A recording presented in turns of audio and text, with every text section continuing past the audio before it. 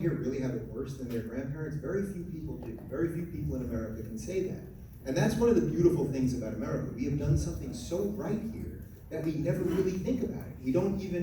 We completely take it for granted. We don't realize the horrors that the generations before us had to come to. And then what we argue about is microaggressions and all these tiny little things because things have worked here, right? Like, we've done bad things in the United States. No country is flawless. Look, we had slavery, but what do? We eventually freed the slaves. Women couldn't vote.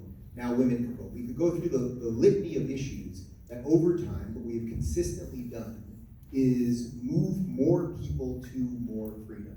And with very little exclusions, there have been minor moments where we've failed on this. We've never taken away rights from people. So we did it with Japanese internment camps, which is horrific, obviously. But we've always moved, and it was temporary also, we've always moved more people towards more freedom. And it's so funny because everyone says, oh, it's like America's so racist and so bigoted and sexist and all of these things. And it's like, by and large, guys, we're actually really getting along. We really are. I mean, I would welcome you guys to go to Europe, go to some other countries and really see what's going on. We have done something so freaking beautiful here. But as Dennis Prager always says, this thing is an experiment. All America is the idea, right? It's this idea that people could come from everywhere and come together and figure out a way to work together. And we've done it. We've done it incredibly well. It's not only is it remarkable, but the proof is being seen every day because we're not out there killing each other. And it doesn't mean we don't have problems. It doesn't mean we don't have problems, but we have done it particularly well. So we have Brett, we have Lindsay, we have Jordan, and they go in the movie. They go through a couple other people. They obviously talk about some of the things that happened to Ben and a few other people. And as I was watching it, it was making me think. As most of you guys know, I was a former lefty, right? Like, I grew up in New York. My family was mostly liberals. Although when I say liberals, I mean liberals in the true sense of the word. I mean truly as classical liberals. My family was more like sort of JFK liberals, sort of ask not what your country can do for you, but what you can do for your country. I mean, really think about that statement. JFK, who also wanted to cut taxes, by the way, who wanted to scale back wars and American influence, he was a Democrat. But ask not what you can do for your country, ask what your country can do for you. That's actually the reverse of the message that we're getting out of the left today, right? Imagine if Bernie Sanders walked on stage and said, guys, I can't give you shit. Think about your country first. Yeah, they would hang him, right? Like, his whole message is, we're going to just give you shit. And then they just make up numbers, right? Well, Elizabeth Warren just makes up, we'll take $4 trillion here, we'll move it here, and this guy, we're going to take this guy. We're going to eliminate all the billionaires, but we also need the billionaires because they're going to fund all the shit. Like, it's all just made up nonsense. But really think about that, how these things, all of these things, by the way, they ebb and flow, right? So JFK was sort of an old school liberal. There are many old school liberals. We don't, now old school liberals are sort of like Jedi after Order 66. Like, there's a couple spread throughout the galaxy, they're being hunted down. I've got a signal out, they can return to the Jedi Temple, but it's not going well. And instead, I'm here with you guys on the dark side, the conservatives. It's really bizarre. I know, you have cookies. I know. You're on the right side. But that is one of the things that I've really learned. It's funny, whenever you sort of evolve politically, and I think one of the most interesting things happening in the world right now, but particularly in America, is that when you evolve politically, politics has become so partisan and so sort of all-encompassing that you actually start sort of not believing that the other people on the other side could be good. And I think that really is something that has really gripped the left. I don't think it's quite gripped the right as much, because I'm actually incredibly enthused by something I see happening on the right these days. I actually see sort of a wide tent. I see an interesting group of people who are sort of old school conservatives, who I would say are more libertarian-minded, who are classical liberals. I see all of these people sort of agreeing to disagree, right? We can discuss, well, okay, what should we do on immigration? What should we do on taxes? What should we do on abortion? This or that, but we can agree to disagree and have that conversation. I mean, that's literally why I'm here giving this speech, right? Like, everyone knows, I've had all of these guys from Prager and Charlie and Shapiro. I've had them on my show to debate my differences with them. For example, right now, I still consider myself begrudgingly pro-choice. I know that most of you guys here as conservatives, that's a bridge too far for many of you guys, and yet you're still here. right? You're still here to have that exchange of ideas.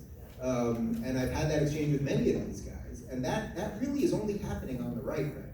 There is very little room on the left. I mean, unfortunately, this is sad for me, right? Because these were my guys. This was my team. And unfortunately, what has happened is, as the woke thing and identity politics has spread, what it has become is a secular religion. It has all the markings of religion, meaning that if you do not obey its rules, which, by the way, those rules are constantly changing and competing, they're going to come for you. And if you need proof of this, I mean, there's actually a lot of it. But you may remember during the campaign in 2016, remember when Bernie was given a speech and the Black Lives Matter activist grabbed the microphone out of his hand. And Bernie kind of just stood there like a bitch. You remember that? You remember that? I don't even mean to be glib about it, but that's what he did. I don't know a better way to say it, but there's a reason he stood there. Now think about it. They're there to see, there were hundreds, if not thousands of people there to see Bernie Sanders talk, right? They grabbed the mic, and Bernie knew that if he grabbed the mic back from them, that the way the machine works, he would then have been called a racist. Bernie Sanders grabs a microphone from Black Lives Matter's activists. Bernie Sanders is racist. And that is how twisted, actually, so much of our discussion and our dialogue has become. So that it actually creates a situation where the left constantly now is just purging people. Because if you have any, for those, I'm sure that there are some of you guys that are either Democrats or lefties or some version of that, right? And the problem is that if you have one position, or one, it's not even a position, if you have one flicker left in your brain of an original thought, or of a thought that falls outside the party line, you gotta go. You gotta go. And we see this so consistently now. So with the Democratic candidates, it's so interesting because it's clear the future of the party is democratic socialism, right? That seems pretty obvious to me. And by the way, they're just gonna drop the word democratic soon enough. Like they're just hanging on to that word for another 2 years, and then they'll just be like, fuck the Democrats stuff, we're done with that. And they'll be socialists, right? I mean, Bernie's been saying this. There's video of Bernie 30 years ago saying he was not a capitalist, he's a socialist. I mean, that is the energy where this thing is going. It's very obvious. And we see this sort of spread across all of these candidates. What shows you why you can't fight it is that Biden, I think, is the most interesting, believe it or not, of all of them. Because Biden, how old is he? 164? I don't even, it seems funny because it seems like he's old and sort of he's being mocked because he's old, and I get that this boomer thing's happening. But I actually don't mean to mock Biden because the funny thing is that Biden was brought in, I have no reason to believe, and I don't think most people think that Biden really wants to be president, right? Like if Biden really wanted to be president, he would have ran after Obama, right? That would have been the time to do it. He would have run against Trump. I understand one of his sons just died. He's lived through a lot of horrific shit, and whether you agree with Biden or not, on a lot of stuff. I mean, I think that this is basically a good, decent man, and the politics corrupt people, absolutely. But he has served his country, and he's been a senator and the VP and all these things. But Biden, basically, from where I stand, it seems to me that Biden was brought in because they were like, whoa. I mean, I think the whole DNC was like, whoa, guys, we're about to go socialist. Can we bring in one adult? Remember I talked about adults in the room. Can we bring in one adult to be like, no, guys, everything you're saying is just made up nonsense. Socialism kills a lot of people. Couldn't you just do that? But even Biden can't do it. He can't do it. I'm sure many of you guys saw it. You see they did that forum, I think it was the LGBT forum, right? Or the equality forum, something like that. And they're asking Biden questions, and Biden, instead of just saying the things that we all know to be true, right? Douglas Murray, who I had on my show a couple weeks ago, who's a conservative from the UK, one of the things he talks about how is we're suddenly debating things that we all know to be true. They suddenly are up for debating it. Like, there are two genders. That's just a fact. That's not me being a dick. I love it. Yes.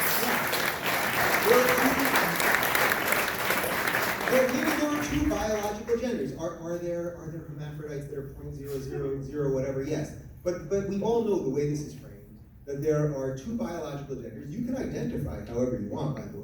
And I will treat anyone, and again, I will treat anyone that treats me with respect, I'll treat them with respect. But when we start saying that science isn't science, we have a problem. So Biden was at this LGBT equality forum, or whatever it was, and they literally asked him, about prison. And he said that you, as a criminal, it shouldn't be what gender you are as to decide what prison you should go to. It should literally be whatever gender you identify as.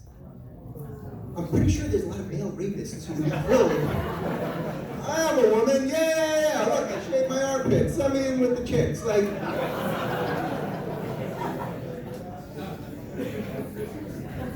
so it sounds funny and ridiculous, but the guy who was brought in to be the adult in the room is going down that path as well. And the reason I relate that to what's happening with the, that's my phone actually, do you believe that?